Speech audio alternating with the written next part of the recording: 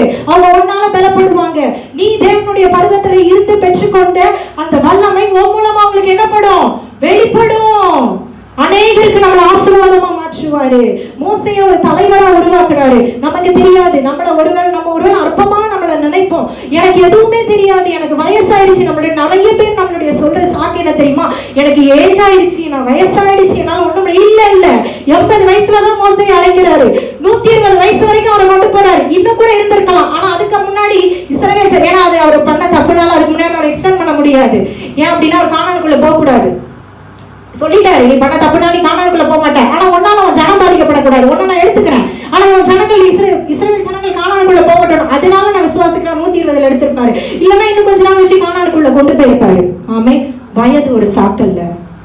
நமக்கு வயசாயிடுச்சு அப்படின்னு இல்ல. இன்னும் பல பேர் நம்மள பல பேர் இப்படி கூட சொல்றோம், நான் தினமும் ஜெபிக்கிறேன், தினமும் தேவனுடைய சமூகத்துல இருக்கிறேன், காலையில இருந்து ஜெபிக்கிறேன், டெய்லி ஜெபிக்கிறேன். இல்ல, தேவன் எதிர்பார்க்கிற அந்த அனுபவத்தை பெற்றுக்கொள்ள நம்ம இன்னும் எவ்வளவு நேரம் தேவனுடைய சமூகத்துல இருக்கோமோ அவ்வளவு நேரம் அவர் நம்மள உயர்த்துவாரு. நம்ம அந்த நிலைக்கு நம்மள கொண்டு வருவாரு. நான் சொன்னது போல நம்மள ஒரு தலைவரா மாற்றுவார். நம்ம அற்பமா என்னலாம், நம்மள நாமளே அற்பமா நினைச்சுக்கலாம். ஆனா அப்படி இல்ல. அவரு நம்மள குறிச்சு வச்சிருக்கிற திட்டம், ஒருவேளை நீங்க வெளியில வராம இருக்கலாம், ஆனா உங்களுக்கு ஜெபாவியை கொடுத்திருக்காருன்னா அது அவர் தான் கொடுத்திருக்காரு. தேசத்துக்காக திறப்பிலே நின்று ஜெபிக்கிற ஜெபாவி உங்களுக்குள்ள இருக்குன்னா அது அவர் கொடுத்தது. அவர் என்ன எதிர்பார்க்கிறாரு? அதை மல்டிப்ளை பண்ணு, அதை இன்னும் இன்க்ரீஸ் பண்ணு, இன்னும் திறப்பிலே நின்று ஜெபி.